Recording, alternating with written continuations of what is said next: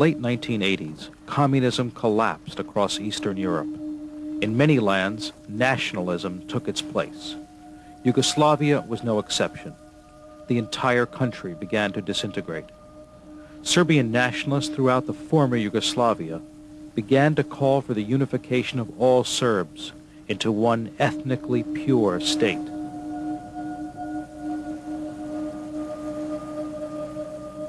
The Serbian minority in Croatia rebelled, backed by the government of Serbia. Soon, war broke out, aimed at deporting or killing all non-Serbs. In 1992, the war spread to Bosnia. Once again, a minority sought to cleanse large areas of all non-Serbs. Serbian journalist Jovan Dulovic was an eyewitness to these campaigns of ethnic cleansing, first here in Vukovar, Croatia, and later in Zvornik, Bosnia.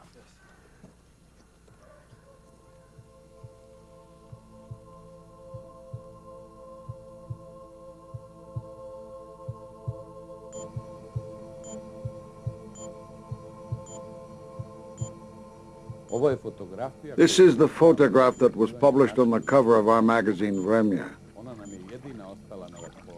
It is the only one that exists from the time of the attack on the small Bosnian city of Zvornik. For me, this grainy picture symbolizes all the tragedy and horror of what happened. On the right side of the photo, a Serbian paramilitary soldier confronts 3 tortured Muslim civilians.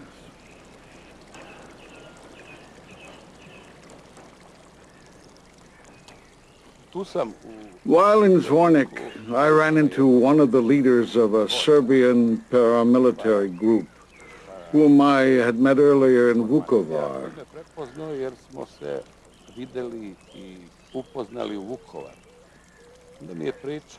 He told me a story about the previous day when they had been cleansing a certain village, and how they had worked the entire time with cold weapons. Then he tapped on his big knife to indicate that they hadn't fired a single shot. He appeared very sure of himself and didn't seem to be exaggerating. I asked him if they had liquidated everyone, using my hands to indicate the children, the little ones. His answer was, everyone. So they will never come back.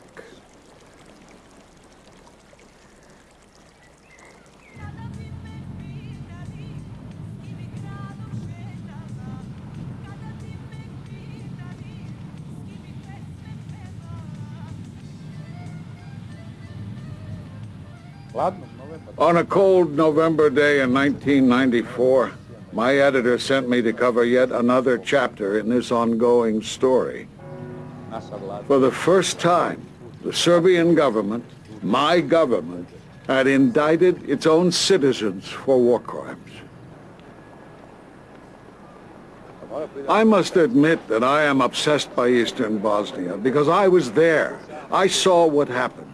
And now I am trying to get the story straight in my head as precisely as I can before I communicate it to others. I think that is my role.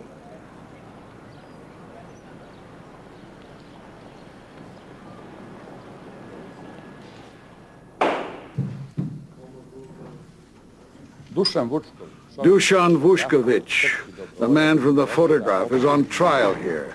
This Serbian volunteer from Belgrade stands accused of killing 16 Muslim civilians and wounding 20 others in an improvised concentration camp. His brother Voyin, facing lesser charges and out on bail, sits at his side.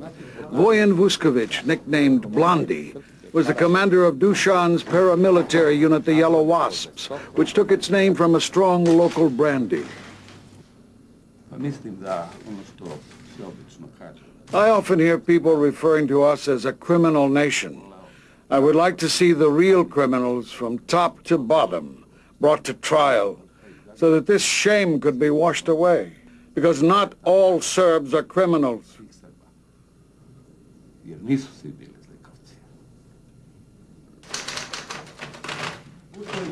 zvani Duća, otac i majka isto, jel? Rođen u Priboju, živite u ulici Milije Stanovića 69, jel? Kad slušaš mass medije, When you listen to the mass media, to television and radio, automatski tebi proradi a sort of instinct is automatically awakened in you.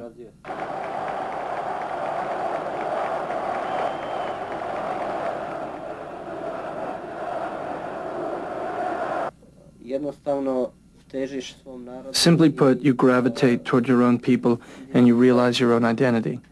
Znači sam sebe identifikuješ, da li si You become aware of who you are and who you are not, of what options you should and shouldn't take.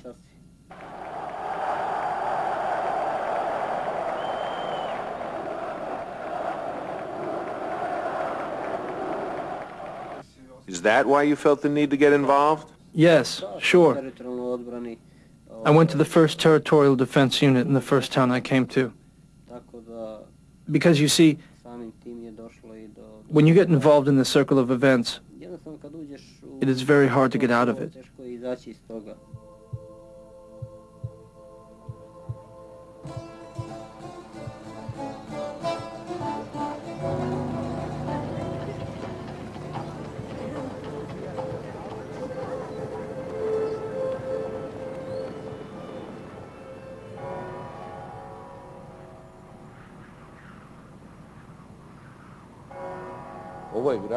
This is the city of Zvornik, situated on the western bank of the Drina River, which forms the border between Bosnia and Serbia.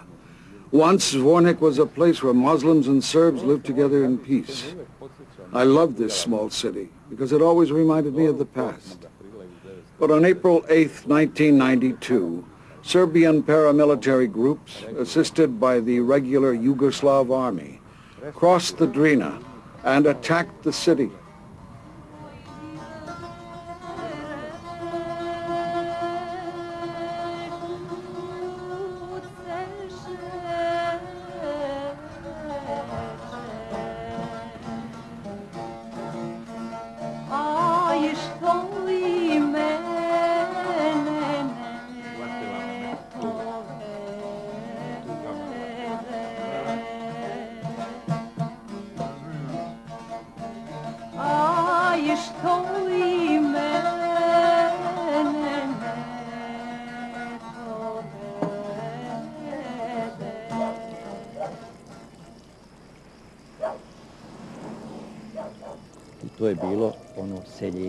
Serbs began leaving town about a month before the war. At the time, there was a flurry of Serbian television propaganda saying that massacres against Serbs were being prepared in Zvornik, claiming that Kurdish volunteers had been seen there, and that Croatian fascists were also in town.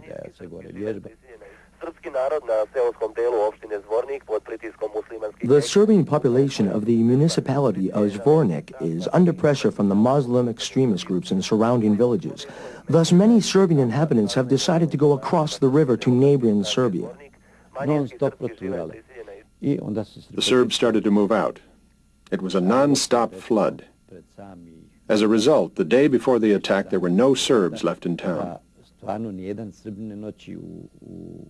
when I went to work in the morning, I could only say good morning in our traditional dialect and not in Serbo-Croatian, because there were no Serbs left.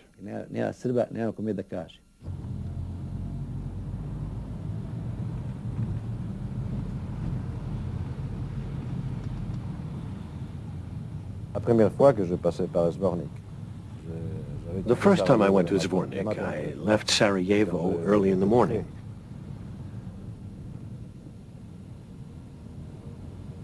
When I got close to Zvornik, I was told that the situation there was tense.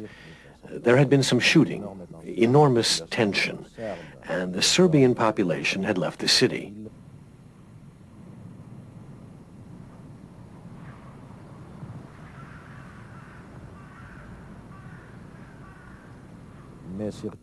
But what had shocked me the most was that I was stopped by Muslims who pleaded with me, saying, do something, do something. The Serbs are going to expel and destroy us.